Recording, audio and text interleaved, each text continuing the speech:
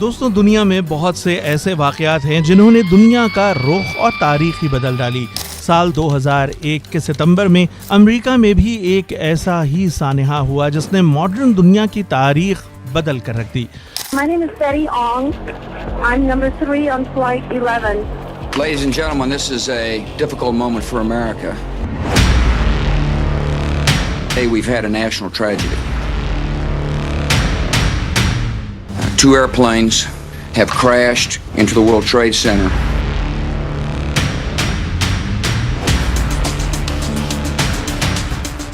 The United States will hunt down and punish those responsible.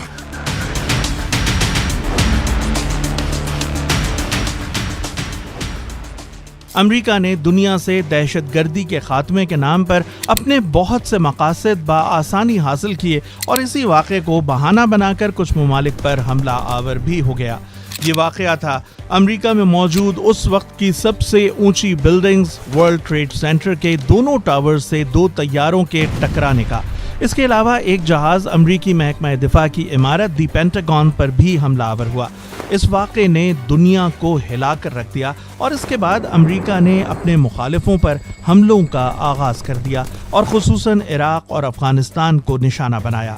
ان حملوں کے بارے میں بہت سی کانسپیریسیز نے جنم لیا اور خود امریکہ کے اندر سے بھی یہ آوازیں اٹھنا شروع ہو گئیں کہ یہ انسائیڈ جاب تھی، کیونکہ ان حملوں کی بدولت امریکہ کو ایک طرح کا لائسنس مل گیا اور اس نے اپنے مقاصد کے حصول کے نام پر ممالک پر چڑھائی کر دی۔ ڈیلی بٹس کی ایک اور معلوماتی اور دلچسپ ویڈیو میں آپ سب کو خوش آمدید۔ ناظرین، وہ 11 ستمبر 2001 کی تاریخ اور منگل کا دن تھا جب خود کش حملہ آوروں نے 4 امریکی مسافر بردار طیارے اغوا کر کے انہیں نیو یارک اور واشنگٹن میں اہم مقامات سے ٹکرانے کے منصوبے پر عمل کیا۔ ان میں سے 3 طیارے تو اپنے مقررہ اہداف تک پہنچنے میں کامیاب رہے، جبکہ ایک ہدف تک پہنچنے سے قبل ہی گر کر تباہ ہو گیا۔ ان حملوں کو 9/11 حملوں کے نام سے یاد کیا جاتا ہے اور ان میں 3000 کے قریب افراد مارے گئے، اور یہ حملے نہ صرف امریکیوں کے لیے بلکہ پوری دنیا کے لیے 21ویں صدی کے اذیت ناک ترین واقعات میں سے قرار دیے جاتے ہیں۔ 4 امریکی طیارے اغوا کرنے والے ہائی جیکروں کی کل تعداد 19 بتائی جاتی ہے، جن میں سے کم از کم 4 پائلٹس بھی تھے۔ جو طیارے ہائی جیکروں نے اغوا کیے ان میں امریکن ایئر لائنز اور یونائٹڈ ایئر لائنز کے 2 بوئنگ 767 اور 2 بوئنگ 757 طیارے شامل تھے۔ یہ طیارے امریکہ کے مشرقی علاقوں سے مغربی علاقوں کے لیے طویل دورانیے کی پرواز کر رہے تھے اور ان میں اسی تناسب سے زیادہ ایندھن بھی موجود تھا۔ ان دہشت گرد حملوں کا پہلا ہدف نیو یارک کے فائنینشل ڈسٹرکٹ میں واقع ورلڈ ٹریڈ سینٹر تھا، جس کے 2 ٹاورز کو امریکن ایئر لائنز اور یونائٹڈ ایئر لائنز کے 2 بوئنگ 767 طیاروں سے نشانہ بنایا گیا۔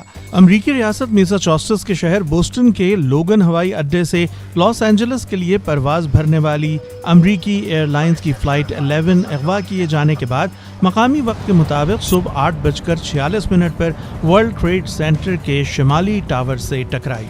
طیارے نے ٹاور کی 93rd سے 99th منزل کو نشانہ بنایا۔ Difficult to find the words to describe the feeling in New York City today.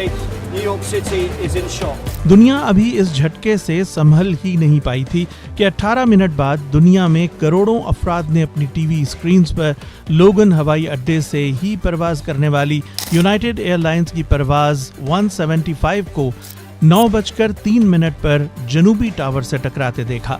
High Jack کیے جانے والے تیسرے طیارے نے ریاست ورجینیا کے واشنگٹن ڈیلس ہوائی اڈے سے پرواز کر کے دارالحکومت واشنگٹن ڈی سی کا رخ کیا اور وہاں امریکی محکمہ دفاع کی مشہور زمانہ عمارت پینٹاگون کے مغربی حصے کو مقامی وقت کے مطابق 9:37 پر نشانہ بنایا۔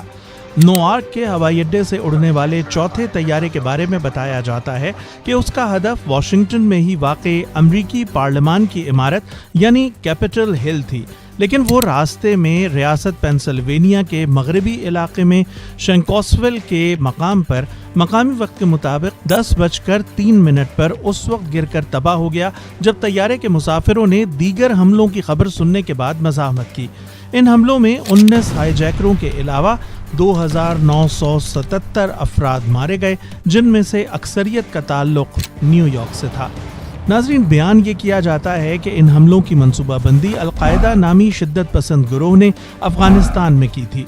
अल-कायदा के सरबराह उसामा बिन लादन ने बाद में एक वीडियो में इन हमलों की जिम्मेदारी कबूल भी की और उनका कहना था कि अमेरिका और उसके इत्तेहादी इस्लामी दुनिया के झगड़ों के जिम्मेदार हैं। 19 हमलावरों की 4 टोलियों ने ये कार्रवाइयाँ की।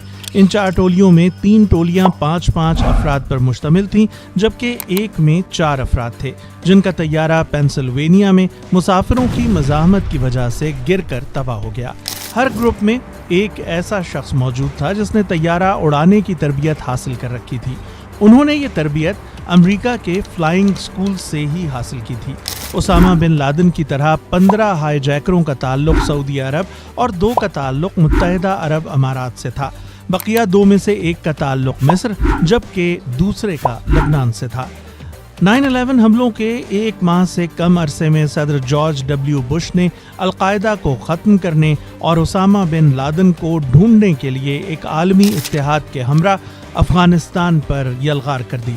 अमरीकी फ़ौज 2011 में बिल आखिर पाकिस्तान में उसामा बिन लादन को ढूंढने और हलाक करने में कामयाब हुई। 9/11 हमलों के मुबैना मंसूबा साज खालिद शेख मोहम्मद को 2003 में पाकिस्तान से गिरफ्तार करके ग्वांतानामो बे रखा गया, जहां वो अब भी मौजूद है। नाज़रीन, अब बात करते हैं 9/11 से जुड़े कुछ ऐसे नज़रियात की जिन्होंने अमेरिका को ही मूरद इल्ज़ाम ठहराया। बहुत ज़्यादा सवाल ये उठाया गया कि अनट्रेन्ड पायलट कैसे इतनी महारत से कमर्शियल जहाज़ उड़ा सकते हैं। इसका जवाब ये है कि हर जहाज़ को अगवा करने वाले हाईजैकरों की टीम में एक पायलट मौजूद था। वर्ल्ड ट्रेड टावर नॉर्थ से टकराने वाले जहाज़ को मोहम्मद अता और साउथ टावर से टकराने वाले जहाज़ को मरवान अश-शही चला रहे थे। दोनों के पास कमर्शियल पायलट का लाइसेंस था।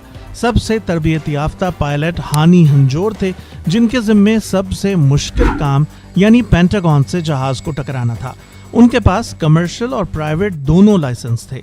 सबसे कम तरबियत याफ्ता पायलट ज़ियाद जराह थे, जिनके पास सिर्फ प्राइवेट लाइसेंस था। वो फ्लाइट 93 पर थे, जो पेंसिल्वेनिया के खेतों में गिरकर तबाह हो गई। एक एतराज़ ये भी उठाया गया कि अमेरिका के पास आवाज़ से 2 गुना रफ्तार से सफ़र करने वाले जंगी जहाज़ मौजूद हैं, जो मिनटों में कहीं भी पहुंच सकते हैं और किसी भी जहाज़ को रॉकेट मारकर गिरा सकते थे, जिनके बारे में शुबा हो कि वो किसी अहम इमारत को निशाना बनाने वाले हैं। दरअसल मेनलैंड अमेरिका पर इससे पहले तारीख में कभी फ़िज़ाई हमला नहीं हुआ था, इसलिए अमेरिकी जंगी मशीनरी उसके लिए बिल्कुल तैयार नहीं थी। 11 सितंबर को पूरे अमेरिका में सिर्फ 14 जंगी तैयारे उड़ान भरने के लिए तैयार थे, लेकिन उन्हें भी कोई अंदाज़ा नहीं था कि इस किस्म की गैर मामूली सूरत हाल से कैसे निपटा जाए। दूसरी तरफ हाईजैकरों ने कंट्रोल संभालने के बाद पहला काम ये किया कि जहाज़ों के ट्रांसपॉन्डर यानी ट्रैकर बंद कर दिए, जिसकी वजह से उनका सुराग लगाना इंतहाई मुश्किल हो गया। फिर 11 सितंबर की सुबह अमरीकी फ़िज़ा में 4500 तैयारे उड़ रहे थे। उनमें से 4 जहाज़ों का पता लगाना भूसे के ढेर में सुई ढूंढने से ज़्यादा मुश्किल काम था। दावा किया जाता है कि जेट जहाज़ का ईंधन 1200 डिग्री सेल्सियस पर जलता है, जबकि दोनों टावर्स में जो स्टील इस्तेमाल हुआ उसके पिघलाव का दर्जा हरारत 1500 डिग्री होता है। माहिरीन के मुताबिक 1000 डिग्री पर स्टील की 90% मजबूती खत्म हो जाती है। जब पहला जहाज टावर से टकराया तो उसकी रफ्तार 700 किलोमीटर फी घंटा थी। उसने इमारत की 6 मंजिलों में छेद कर दिए। दूसरा जहाज टेढ़ा होकर 840 किलोमीटर की रफ्तार से टकराया, जिससे 8 मंजिलें तहस नहस हो गई। उस वक्त टावर से टकराने वाले हर जहाज में तकरीबन 37,000 लीटर ईंधन मौजूद था।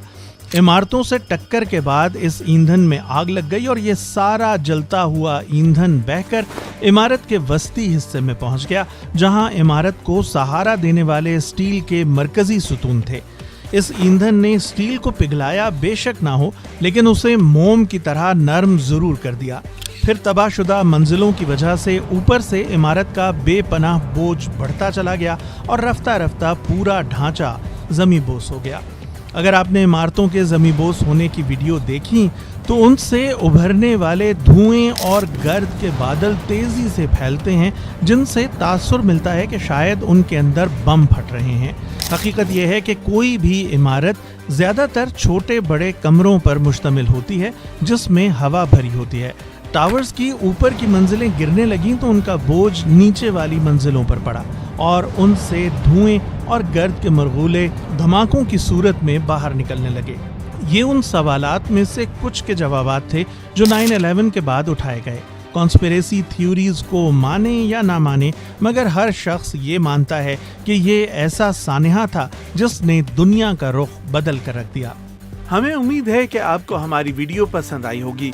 वीडियो को लाइक करना मत भूलें, हमारा चैनल सब्सक्राइब करके बेल आइकन जरूर प्रेस कर दें ताकि आप मुस्तकबिल में भी ऐसे दिलचस्प और हैरानकुन वीडियोस से महजूज होते रहें।